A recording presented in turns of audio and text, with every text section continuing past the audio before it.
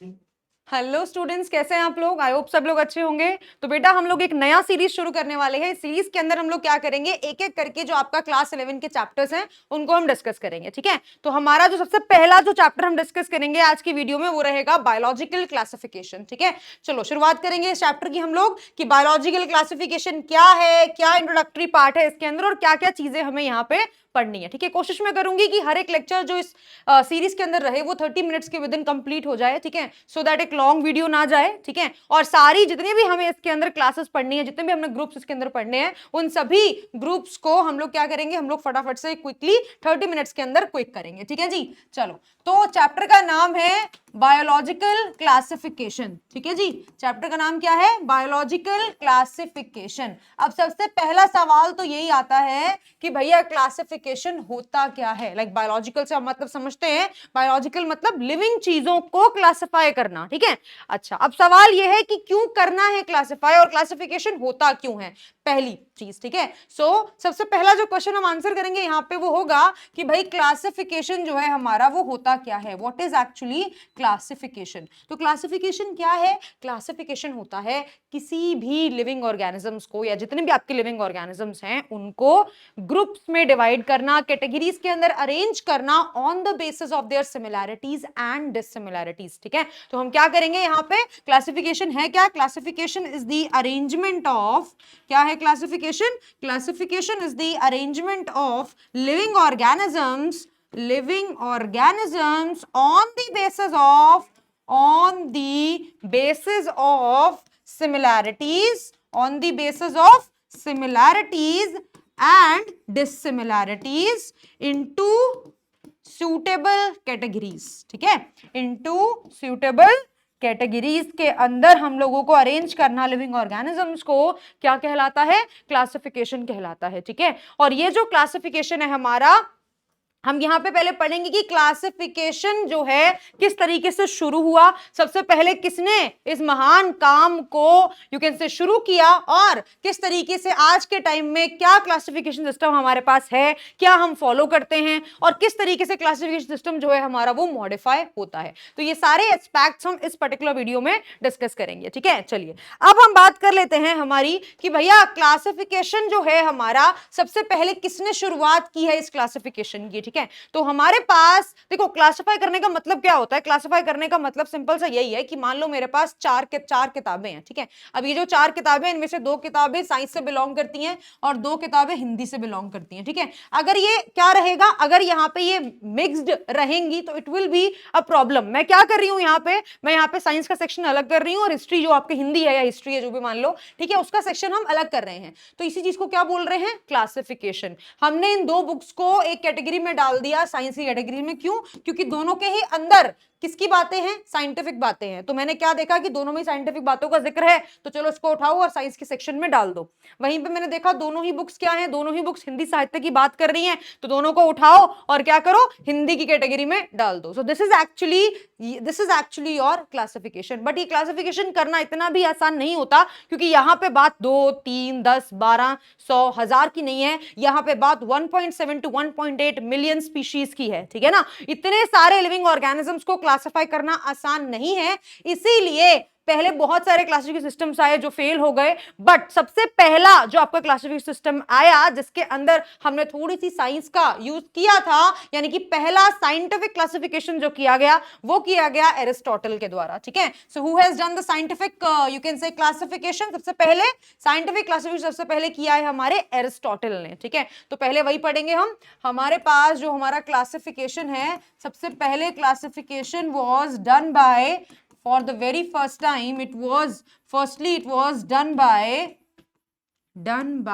Aristotle. ठीक है, Aristotle ने क्लासिफाई किया। किस तरीके से क्लासिफाई किया इन्होंने बोला कि हमारे जितने भी प्लांट्स हैं, इन्होंने प्लांट्स और एनिमल्स को अलग अलग डिवाइड कर दिया और इन्होंने प्लांट्स को क्लासिफाई किया 3 ग्रुप्स में, जिनके अंदर पहला ग्रुप हो गया आपका हर्ब्स। ठीक है जी, सेकेंड ग्रुप हो गया आपके पास श्रब्स एंड लास्टली इन्होंने एक कैटेगरी और बनाई जिनको कहते हैं हम ट्रीज। ठीक है, तो ये हमारे पास क्या है, ये हमारे पास 3 कैटेगरीज बन गई जिनके अंदर एरिस्टोटल ने क्या किया है, एरिस्टोटल ने प्लांट्स को क्लासिफाई किया है। सिमिलरली एनिमल्स को भी इन्होंने क्लासिफाई किया कैसे क्लासिफाई किया? ऑन द बेसिस ऑफ कि भैया जो एनिमल है क्या उसका खून लाल है या नहीं है, ठीक है ना। So whether the animal is having red blood और it is not having red blood, ठीक है, उसके पास रेड ब्लड है या रेड ब्लड नहीं है। तो इसके बेसिस पे क्या किया गया है? इसके बेसिस पे एनिमल्स को भी कैटेगराइज किया गया है। This was the very first classification system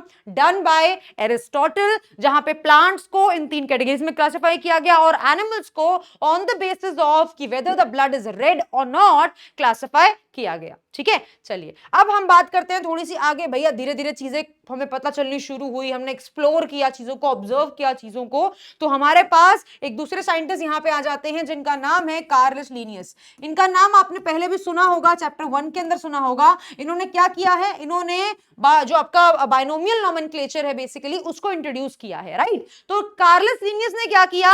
इन्होंने जितने भी लिविंग ऑर्गेनिजम्स थे उन सभी लिविंग ऑर्गेनिजम्स को 2 किंगडम्स में क्लासिफाई कर दिया। किसमें क्लासिफाई कर दिया? इन्होंने 2 किंगडम्स में क्लासिफाई कर दिया, यानी कि कार्लस लीनियस ने 2 किंगडम क्लासिफिकेशन सिस्टम हमें दिया है। क्या दिया है हमें? 2 किंगडम क्लासिफिकेशन सिस्टम हमें दिया है, ठीक है जी।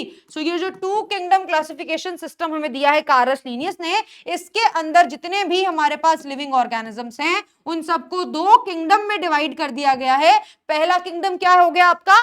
पहला किंगडम हो गया आपका plant. So first kingdom is plant and second kingdom is animal. तो किंगडम प्लांट और किंगडम एनिमल इन्होंने बनाए और इनके अंदर बहुत सारे यू कैन से लिविंग ऑर्गेनिजम्स को बेस्ड ऑन की जिनकी कैरेक्टरिस्टिक्स प्लांट से मैच करती हैं उनको प्लांट में और जिनकी एनिमल से मैच करती है उनको एनिमल्स में कैटेगराइज कर दिया, ठीक है।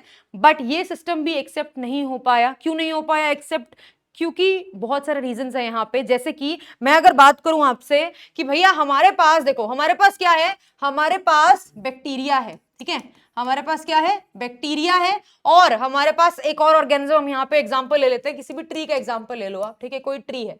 तो हमारे पास हमारे ये जो यू कैन से क्या कौन है? हमारे लीनियस है। इन्होंने क्या किया? इन्होंने इस बैक्टीरिया और इस ट्री दोनों को ही एक ही किंगडम के अंदर डाल दिया। एक ही किंगडम जो कि प्लांट है, प्लांट के अंदर इन्होंने दोनों को डाल दिया। जबकि अगर आप देखो ध्यान से तो बैक्टीरिया एक यूनिसेलुलर ऑर्गेनिज्म है। क्या है? बैक्टीरिया एक यूनिसेलुलर ऑर्गेनिज्म है और ट्री हमारा एक मल्टी सेलुलर है। ट्री क्या है हमारा?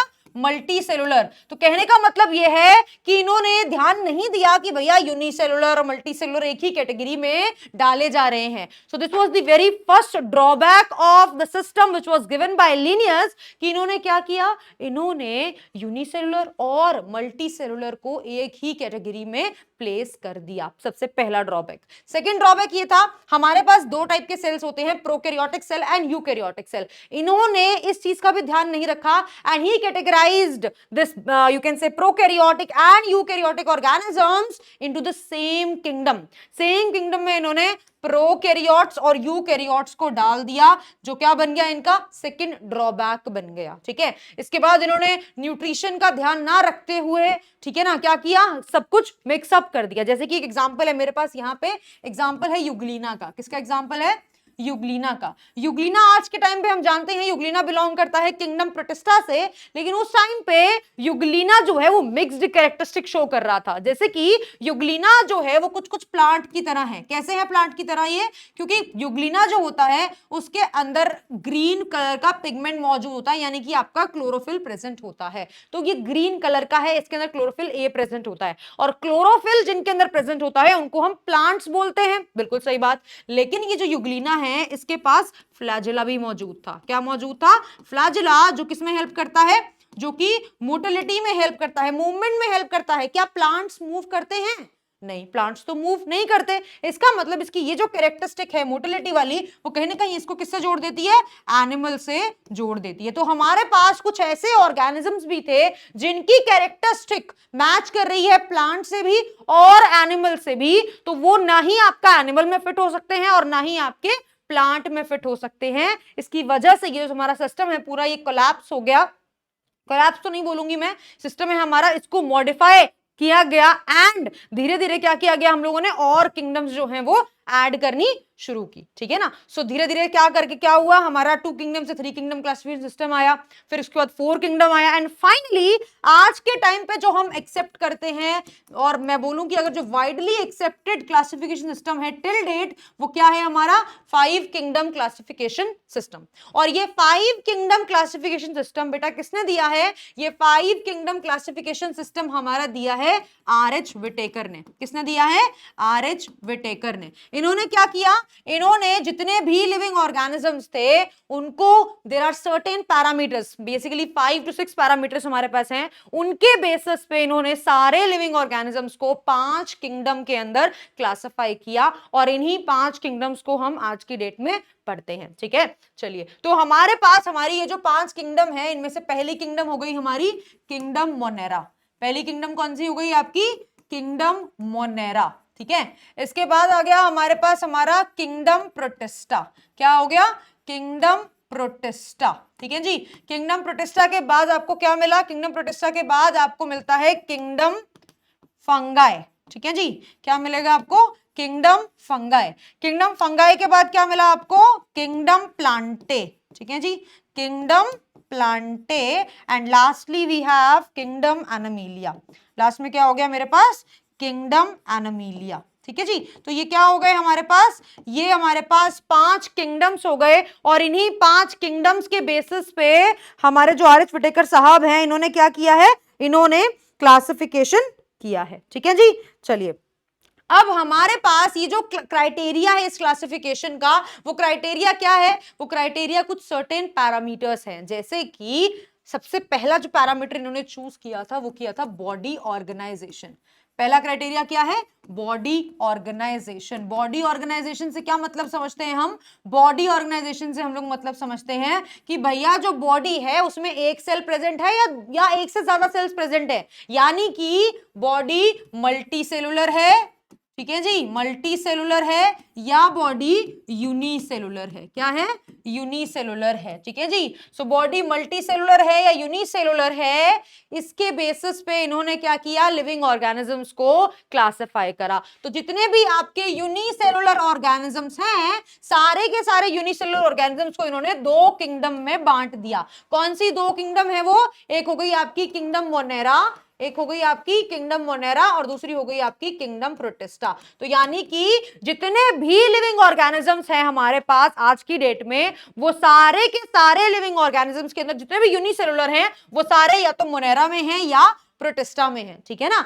अच्छा, इसके अलावा हमारा ये पहला सेकंड क्राइटेरिया जो हमारे पास है यहाँ पे, वो क्या है, वो है सेलुलर ऑर्गेनाइजेशन। क्या है वो, सेलुलर ऑर्गेनाइजेशन, यानी कि भैया जो हमारा सेल है वो किस टाइप का है, सेल मल्टी सेलुलर है, सॉरी मल्टी सेलुलर कह रही हूं मैं, सेल प्रोकैरियोटिक है या यूकैरियोटिक है, ठीक है जी। सेल क्या है हमारा, प्रोकैरियोटिक है या हमारा सेल यूकैरियोटिक है, इसके बेसिस पे इन्होंने क्या किया, इसके बेसिस पे भी इन्होंने चीजों को क्लासिफाई किया। तो जितने भी बेटा प्रोकैरियोट्स थे हमारे, उन सबको इन्होंने कहां डाल दिया, किंगडम मोनेरा के अंदर डाल दिया। कहां डाल दिया, किंगडम मोनेरा के अंदर डाल दिया। और बाकी जितने भी हमारी 4 किंगडम है, चाहे वो प्रोटिस्टा है, फंगाई है, प्लांट है, एनिमिलिया है, इन सब में क्या चले गए हमारे, यूकैरियोटिक सेल्स चले गए, यानी कि यूकैरियोट्स चले गए।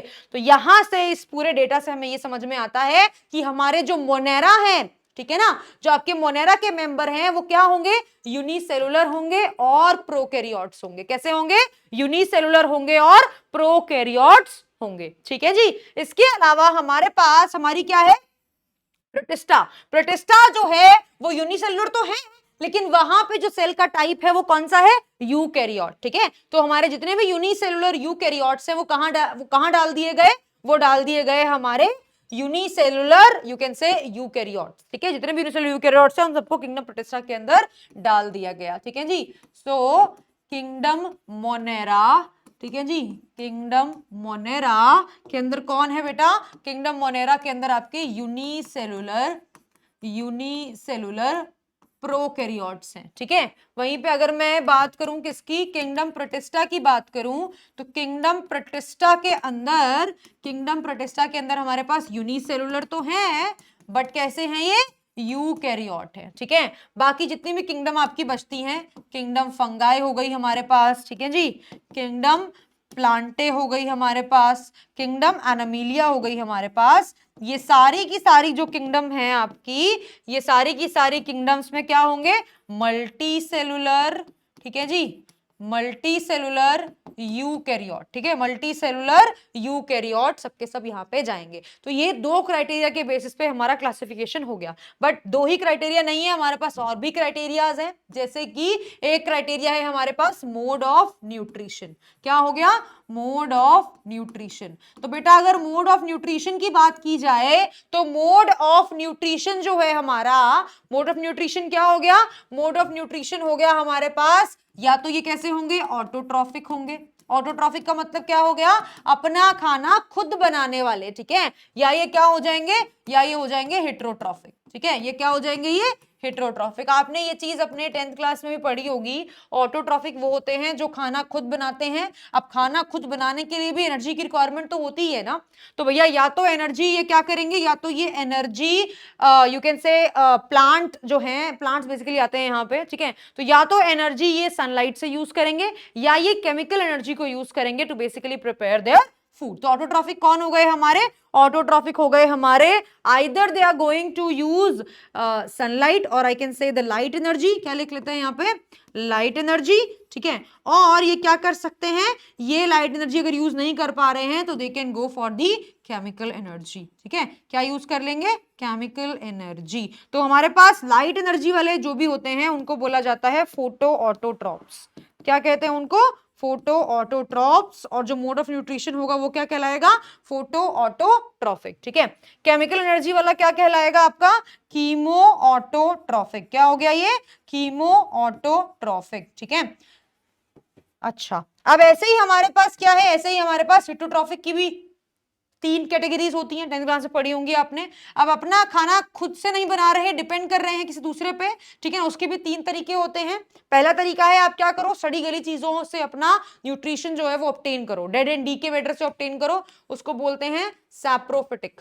क्या बोलेंगे उसको, सैप्रोफिटिक, ठीक है। आप क्या करो, किसी एक लिविंग ऑर्गेनिज्म के ऊपर या उसके अंदर फीड करो और उसको हार्म पहुंचाओ, उसको क्या बोलते हैं, पैरासिटिक। क्या बोलते हैं उसको, parasitic mode of nutrition. And lastly जो हम लोग शो करते हैं, हम लोग क्या करते हैं, कॉम्प्लेक्स फूड खाते हैं। तो ये जो कॉम्प्लेक्स फूड हमने खाया है और उसको हमारी बॉडी ब्रेक करती है, इस तरीके के मोड ऑफ न्यूट्रिशन को बोला जाता है होलोजोइक मोड ऑफ न्यूट्रिशन, ठीक है। अच्छा, अब हमारे पास हमारे जो बैक्टीरिया होते हैं, अगर मैं बैक्टीरिया की बात करूं तो बैक्टीरिया हमारा क्या करेगा, बैक्टीरिया हमारे फोटो ऑटोट्रॉफिक भी होते हैं, ठीक है, हमारे कीमो ऑटोट्रॉफिक भी हो सकते हैं बैक्टीरिया यानी किंगडम मोनेरा के मेंबर्स, और दे could B saprophytic and they could be parasitic. तो ये सारे के सारे मोड ऑफ न्यूट्रिशन आपको कहां देखने को मिल रहे हैं, किंगडम मोनेरा के अंदर देखने को मिल रहे हैं बेटा। कहां देखने को मिल रहे हैं, किंगडम मोनेरा में देखने को मिल रहे हैं, ठीक है ना। तो याद रखना ये जो कलर है मेरा, ये किसको रिप्रेजेंट कर रहा है, मोनेरा को रिप्रेजेंट कर रहा है, ठीक है। चलिए अब बात कर लेते हैं किसकी,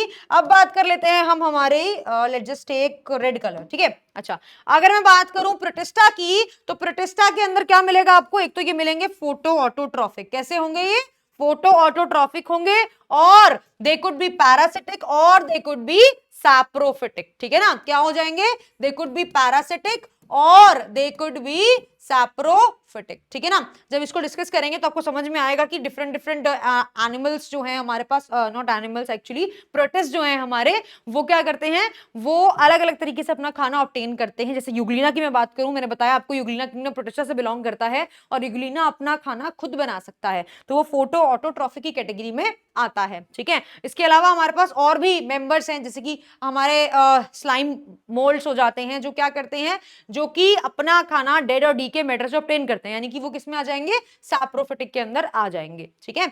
चलिए इसके अलावा क्या हो गया हमारे पास, इसके अलावा हमारे पास फंगाई हो गई। फंगाई भैया देखो मैक्सिमम न्यूट्रिशन जो रहता है इनका वो क्या रहता है, सैप्रोफिटिक। कैसा रहता है, सैप्रोफिटिक। लेकिन कुछ फंगाई ऐसी भी होती हैं जो parasitic mode of nutrition show करती हैं। कैसी होती हैं, जो parasitic mode of nutrition show करती हैं, ठीक है ना। कोई भी ऐसी फंगस नहीं है जो अपना खाना खुद से बना सकती है, सारी फंगस हेटेरोट्रॉफिक होंगी, ठीक है ना। They going to obtain the food by using और by depending on other living organism, चाहे फिर वो पैरासिटिक के तौर पे करे वो, चाहे वो सैप्रोफाइट बन के करे। ठीक है, चलिए अब प्लांट की बात कर लेते हैं। तो भैया प्लांट जो होते हैं हमारे, मोस्टली प्लांट्स क्या हैं, मोस्टली जो हमारे प्लांट्स हैं वो कैसे होते हैं, मोस्टली क्या, ऑलमोस्ट हर ही प्लांट क्या करता है, ऑलमोस्ट हर एक प्लांट हमारा photo autotrophic mode of nutrition show करता है, अपना खाना वो खुद बनाता है। लेकिन इसके अलावा कुछ ऐसे भी प्लांट्स होते हैं जैसे कि इंसेक्टिवोरस प्लांट्स हो गए हमारे पास, ठीक है ना, ये क्या करते हैं, ये इंसेक्ट्स को फीड करते हैं। ठीक है ना, तो आपको कुछ यहाँ पे पैरासिटिक भी मिल जाते हैं, कुछ यहाँ पे आपको प्रीडेटर्स भी मिल जाते हैं। क्या मिल जाते हैं, प्रीडेटर्स भी मिल जाते हैं, ना शिकार करेंगे। ठीक है, और शिकार को इसी कैटेगरी में डाल देते हैं, होलोजोइक कैटेगरी में डाल देते हैं। तो शिकार करेंगे और शिकार को ट्रैप कर लेंगे, और ट्रैप करने के बाद उसको आराम से मस्त अपना खाएंगे, उससे न्यूट्रिशन ऑब्टेन करेंगे। लेकिन याद रखना प्लांट जो है मैक्सिमम क्या करेंगे, मैक्सिमम ये हमारा photo autotrophic mode of nutrition show करेंगे। लेकिन कुछ ऐसे हमारे पास प्लांट्स होते हैं जो कि पैरासाइट भी हो सकते हैं, जैसे कि कस्कुटा यहाँ पे एग्जांपल है हमारे पास, ठीक है, जो कि एक प्लांट पैरासाइट है। ठीक है, इसके अलावा मेरे पास मैं अगर बात करूं वीनस फ्लाई ट्रैप की, तो ये क्या करता है, कोई मान लो ग्रास हॉपर है या फ्रॉग भी कई बार, ठीक है, गार्डन लिजर्ड है हमारे पास, तो ये उनको ट्रैप कर लेते हैं। ठीक है ना, ट्रैप करने के बाद just they take the nutrition from them. ठीक है, so they could be parasitic और मेजरली तो ये फोटो ऑटोट्रॉफिक है। एनिमल्स की बात करते हैं तो एनिमल्स के अंदर हमारे पैरासिटिक भी हो सकते हैं एनिमल्स। ठीक है, एनिमल्स कुड बी होलोजोइक। ठीक है जी, एनिमल्स कुड बी होलोजोइक। कोई भी एनिमल ऐसा नहीं है जो क्या कर सके, जो अपना खाना स्वयं बना सके। ठीक है, सो एनिमल्स हमारे आ गए इस पे। ठीक है जी, तो ये सारी क्या है, ये सारी आपकी क्राइटेरिया है ऑफ क्लासिफिकेशन। ठीक है, अच्छा चलिए मूव करते हैं नेक्स्ट क्राइटेरिया के ऊपर। तो नेक्स्ट क्राइटेरिया जो हमारे पास है वो क्या हो गया, सेल वॉल का, सेल वॉल प्रेजेंट है या नहीं है। ठीक है, हमारे पास क्या है, हमारे पास 5 किंगडम्स है। ठीक है, how many kingdoms do we have 5 kingdoms. जैसे कि हमारी सबसे पहली किंगडम हो गई मोनेरा, जिसके अंदर आपके बैक्टीरिया आते हैं। ठीक है, अब ये जो मोनेरा है, इस मोनेरा के अंदर आपको सेल वॉल मिलती है, और ये जो सेल वॉल होती है बेटा, ये सेल वॉल किससे मिलके बनी हुई है, ये सेल वॉल आपकी पेप्टिडोग्लाइकन से मिलके बनी हुई है। किससे मिलके बनी हुई है, ये आपकी पेप्टिडोग्लाइकन से मिलके बनी हुई है। ठीक है जी, अच्छा इसके अलावा मैं बात करूं प्रोटिस्टा की, तो प्रोटिस्टा के अंदर भी आपको सेल वॉल मिलती है, बट इन फ्यू मेंबर्स। ठीक है ना, कुछ मेंबर्स के अंदर आपको सेल वॉल मिलती है। ठीक है, मेनली यहाँ पे सिलिका से आपको बेसिकली मिल जाएगी सेल वॉल, सिलिका से बनी हुई या सेलुलोज से बनी हुई, या फिर कई बार सेल वॉल की जगह एक प्रोटीन का लेयर भी प्रेजेंट होता है। ठीक है ना, जो हमें कहाँ देखने को मिलता है, जो हमें यूग्लिनोइड्स के केस में देखने को मिलता है। ठीक है, तो इस तरीके से। इसके अलावा हमारे पास क्या आ जाते हैं, फंगाई आ जाती है। फंगाई के अंदर डेफिनेटली सेल वॉल प्रेजेंट होती है, और किसकी बनी हुई है, काइटिन की बनी हुई है। याद रखेंगे, क्वेश्चन आता है बहुत बार। ठीक है, अच्छा इसके अलावा हम बात कर लेते हैं हमारे प्लांट्स की, तो भैया प्लांट्स में तो है ही है। ठीक है ना, प्लांट सेल की तो कैरेक्टरिस्टिक फीचर ही होती है कि यहाँ पे क्या है, सेल वॉल प्रेजेंट होती है। और किसकी बनी हुई है सेल वॉल, यहाँ पे सेलुलोज की बनी हुई है। किसकी बनी हुई है, सेलुलोज की बनी हुई है। एनिमल्स के अंदर कंप्लीटली एब्सेंट रहती है सेल वॉल। ठीक है ना, तो एनिमल्स में कर देंगे क्रॉस, क्योंकि एनिमल्स के अंदर सेल वॉल प्रेजेंट नहीं होती है। ठीक है जी, so these are what, these are some of the you can say points that are used as the basis of you can say classification by R H. Whittaker, ताकि वो क्या कर सके, ताकि वो डिफरेंट ग्रुप्स के अंदर हमारे ये जितने भी क्या हैं, हमारे ये जितने भी लिविंग ऑर्गेनिजम्स हैं, इनको क्लासिफाई कर सकें। ठीक है, इसके अलावा 2 मोड्स और हमारे पास अभी हैं, 2 क्राइटेरिया और हमारे पास अभी हैं जिनके बेसिस पे ये क्लासिफिकेशन हुआ है। ठीक है ना, एक हो गया आपका क्या, मोड ऑफ रिप्रोडक्शन। तो कहीं ना कहीं मोड ऑफ रिप्रोडक्शन को भी चूज किया गया था आर.एच. विटेकर द्वारा कि भैया सेक्सुअली रिप्रोड्यूस कर रहे हैं या सेक्सुअली रिप्रोड्यूस कर रहे हैं। ठीक है, तो उनके बेसिस पे भी क्या किया गया, क्लासिफिकेशन किया गया। ठीक है जी, तो इसको ज्यादा इलेबोरेट करने की जरूरत नहीं है, आप ऑलरेडी बहुत जानते हैं इसके बारे में। या तो ये सेक्सुअली रिप्रोड्यूस कर रहे होंगे, चलो एक सेक्सुअल से पहले लिख देते हैं, या तो ये वेजिटेटिवली रिप्रोड्यूस कर रहे होंगे, जिसके अंदर आपका बाइनरी फिजन आ जाता है, फ्रेगमेंटेशन आ जाता है। ठीक है, और आपका रीजनरेशन आ जाता है, ये सारी की सारी चीज आ जाती है, बडिंग आ जाता है। वहीं पे एसेक्सुअल में क्या हो गया, एसेक्सुअल के अंदर हमारा स्पोर फॉर्मेशन हो गया, ठीक है ना, ये सारी की सारी चीजें आ गई आपकी, और वहीं पे सेक्सुअल में गैमीट्स का फॉर्मेशन और गैमीट्स का फ्यूजन आ गया। Last criteria that was used by R H Whittaker is phylogenetic relationship. क्या हो गया, फाइलोजेनेटिक रिलेशनशिप। इसका मतलब क्या है, इसका मतलब यह है कि इन्होंने इवोल्यूशनरी रिलेशनशिप्स को कंसीडर किया था। यानी कि मान लो मैं आज, जैसे हम लोग, ये एक बात कॉमन बात है, जैसे हम लोग बोलते हैं कि हम बंदर से बने हुए हैं, एप, ठीक है, द वर्ड इज एप, हम लोग एप से मिलके बने, हम लोग एप्स थे पहले और फिर वो बॉडी ट्रांसफॉर्म हुआ धीरे धीरे और ह्यूमन जो है वो डेवलप हो गया, ठीक है, ऐसी बात हम लोग सोचते हैं या सुनते हैं, ठीक है ना। तो ये जो हमारे पास ये हुआ क्या बेसिकली, अब ये सीन यहाँ पे ये हुआ, देखो एक वर्ड है पहले हमारे पास, पहले इवोल्यूशन, पहले उसको समझना बहुत जरूरी है। मैंने आपको बोला इवोल्यूशनरी रिलेशनशिप के बेसिस पे, फाइलोजेनेटिक का मतलब होता है इवोल्यूशनरी रिलेशनशिप। इवोल्यूशन वर्ड का मतलब क्या है, इवोल्यूशन वर्ड का मतलब होता है टाइम के साथ, ठीक है ना, धीरे धीरे वक्त के साथ आपकी बॉडी बदल रही है, चेंज हो रही है, बिल्कुल सरल भाषा में इवोल्यूशन ये होता है, ठीक है ना। विद टाइम, बहुत जैसे टाइम बदल रहा है, धीरे धीरे क्या हो रही है, आपकी बॉडी में चेंजेस आ रहे हैं, और वो चेंजेस ऐसे हैं जो आप नोटिस नहीं कर सकते। आपको कब समझ में आएगा कि चेंज हो गया है, जब आपका बहुत ज्यादा हजारों साल बीत चुके होंगे, तो आपको समझ में आएगा कि हाँ बॉडी फॉर्म तो बिल्कुल बदल चुकी है। तो इवोल्यूशन क्या है, ग्रेजुअल चेंजेस है, विद टाइम चेंजेस है, और बॉडी फॉर्म बदलाव आ जाता है, उसको बोला जाता है evolution, that is called as evolution, ठीक है ना। सो यहां पे क्या होगा, विद टाइम ग्रेजुअल चेंजेस होंगे, क्या होंगे, ग्रेजुअल चेंजेस होंगे, जो क्या करेंगे, जो किसके लिए रिस्पॉन्सिबल होंगे, बॉडी फॉर्म ट्रांसफॉर्मेशन के लिए रिस्पॉन्सिबल होंगे। जैसे कि मैंने आपको बोला, ऐसा तो नहीं हुआ होगा ना कि बंदा आज सोया, ठीक है ना, कोई भी ह्यूमन है मान लो जो पहले एप था, ठीक है, एप सोया है आज और अगले दिन सुबह उठा मॉर्निंग में और वो ह्यूमन बन गया, ऐसा तो डेफिनेटली नहीं हुआ होगा, चेंजेस बहुत धीरे धीरे आए होंगे, तो इसी को क्या बोला जाता है, इवोल्यूशन। तो इवोल्यूशन रिलेशनशिप का मतलब क्या हुआ, इवोल्यूशनरी रिलेशनशिप का मतलब ये हुआ कि हमारे एंसेस्टर्स के साथ हमारा क्या रिलेशन है, जैसे मैं हूं आज की डेट में ह्यूमन है, ठीक है, या मंकीज हैं, चिंपैंजीज हैं, तो हमारा क्या है, हमारे एंसेस्टर कहीं ना कहीं सेम है, तो इसलिए हमें क्या कर दिया गया, सेम ग्रुप में डाल दिया गया। So based on our ancestral history, क्या हमारे एंसेस्टर सेम थे या नहीं थे, उसके बेसिस पे भी क्या किया गया, क्लासिफिकेशन किया गया, ठीक है। इसको बोला जाता है क्या, इसको बोला जाता है हमारा इवोल्यूशनरी रिलेशनशिप। सो क्या लिख सकते हैं हम यहाँ पे हम लिख सकते हैं कॉमन एंसेस्टर के बेसिस पे, ठीक है, कॉमन एंसेस्ट्री अगर शो कर रहा है ऑर्गेनिज्म, तो उसके बेसिस पे क्या किया गया, क्लासिफाई कर दिया गया। जैसे कि आज के टाइम पे प्राइमेट्स जो कैटेगरी है हमारी, उसमें एप्स को भी रखा जाता है और उसमें ह्यूमन को भी रखा जाता है। क्यों, क्योंकि हमारे क्या है, हमारे पूर्वज सेम हैं, ठीक है ना, या मैं ये बोल सकती हूं कि हम एक ही लीनिएज से कहीं ना कहीं बिलोंग करते हैं, मैक्सिमम कैरेक्टरिस्टिक्स हमारे बीच में मैच करती हैं, that's the reason we are placed together, ठीक है। चलिए अब बात कर लेते हैं हम हमारा, अच्छा ये हो गई क्या, ये हो गई आर एच व्हिटेकर की कहानी, और इसी कहानी को आज तक फॉलो किया जा रहा है, ठीक है जी, आज तक हम इसी क्राइटेरिया के बेसिस पे अपनी किंगडम्स को पढ़ेंगे, जो नेक्स्ट वीडियो में आप देखेंगे, जहां पे हम लोग पढ़ेंगे हमारी किंगडम, सबसे पहले किंगडम मोनेरा को पिक करेंगे, ठीक है, किंगडम प्रोटिस्टा पिक करेंगे, किंगडम फंगाई, किंगडम फंगाई को मैं सोच रही हूँ 2 पार्ट से बनाऊं, क्योंकि किंगडम फंगाई थोड़ा बड़ा है, फंगाई का जो कैरेक्टरिस्टिक फीचर्स वाला जो पार्ट होता है, ठीक है ना, वो काफी ज्यादा है, और फिर क्लासेस वाला पार्ट भी काफी ज्यादा, तो वो 2 वीडियो लेगा आपका। एंड लास्टली हमारे पास क्या बचेगा, हमारा प्लांट एनिमल, ठीक है, और आपका जो लास्ट में पार्ट है जिसको कि आर एच व्हिटेकर ने, या मैं बोलूं किसी भी यू कैन से जो जिन्होंने भी क्लासिफिकेशन किया था, उन्होंने कंसीडर नहीं किया, जैसे कि वायरस हो गया, वायरॉइड्स हो गए, प्रायंस हो गए, ठीक है ना, या फिर सिम्बायोटिक एसोसिएशंस हो गई हमारी, जैसे कि लाइकेन, तो उन सबको एक अलग से हम लोग लास्ट वीडियो में डिस्कस करेंगे, ठीक है। चलिए अभी बात करते हैं आज की वीडियो की, ठीक है। आज की वीडियो में हमने देखा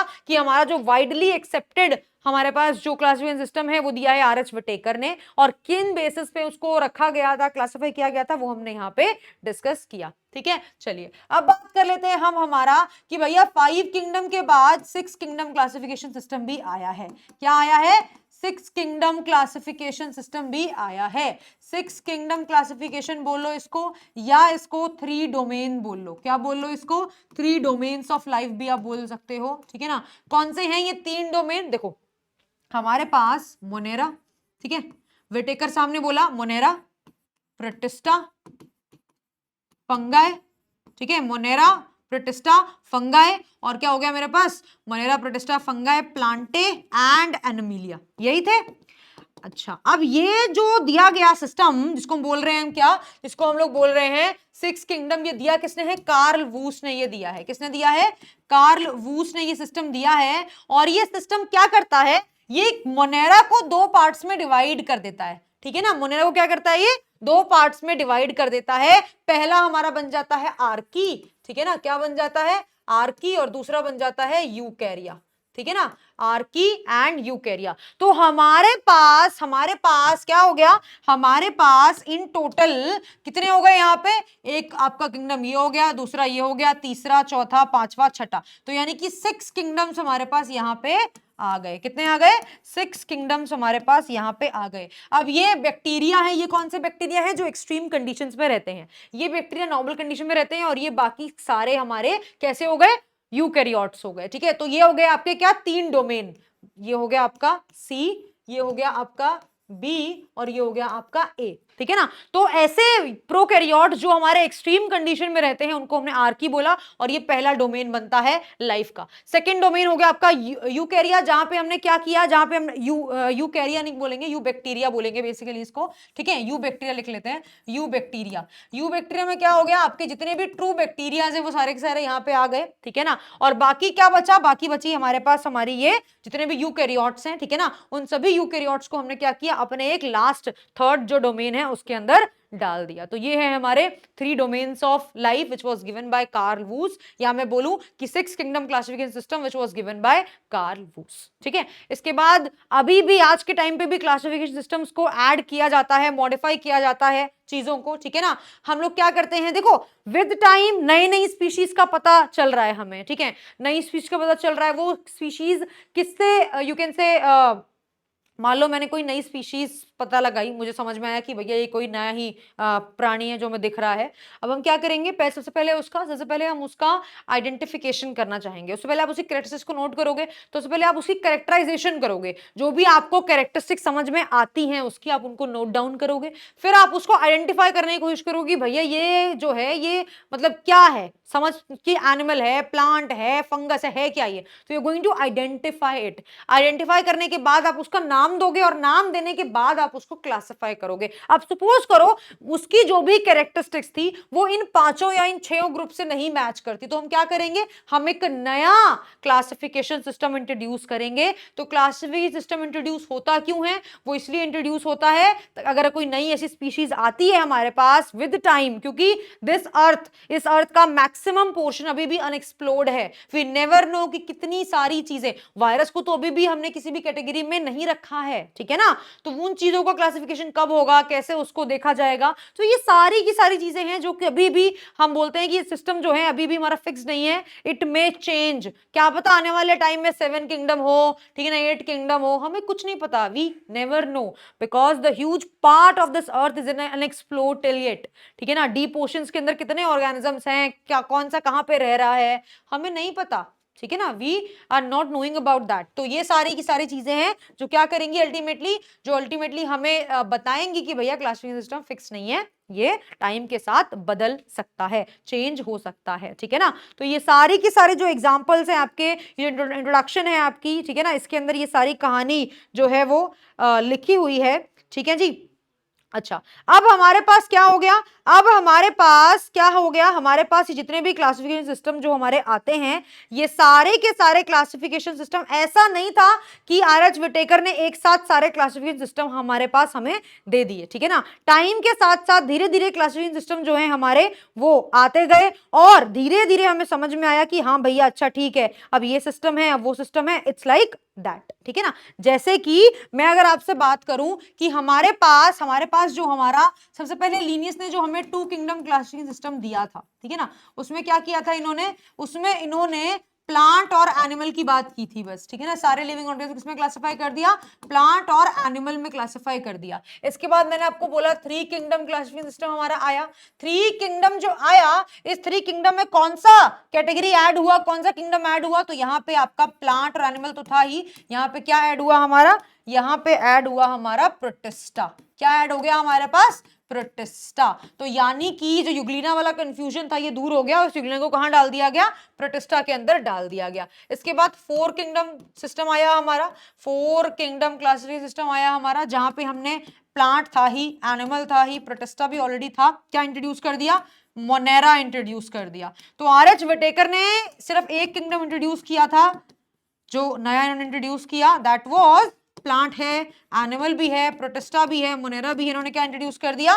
फंगाई इन्होंने इंट्रोड्यूस कर दिया। ठीक है, सो इस तरीके से चीजें जो थी, रिसर्च जो थी, इस तरीके से आगे बढ़ी थी। तो इसका मतलब ये नहीं है कि सिस्टम बिल्कुल फेल हो गया, नहीं, सिस्टम ठीक था, लेकिन हमने क्या किया? उसमें चेंजेस किए। आगे चल के हो सकता है अब 6 किंगडम भी है हमारे पास, है ना, वी हैव 6 किंगडम ऑल्सो, जहां पे हमने क्या किया है? हमने जो मोनेरा है हमारे, उसको 2 ग्रुप्स में डिवाइड किया। तो प्लांट है, एनिमल है, आपका प्रोटिस्टा है, आपके पास आर्की बैक्टीरिया है, और आपके पास यू बैक्टीरिया है, और फंगाई है।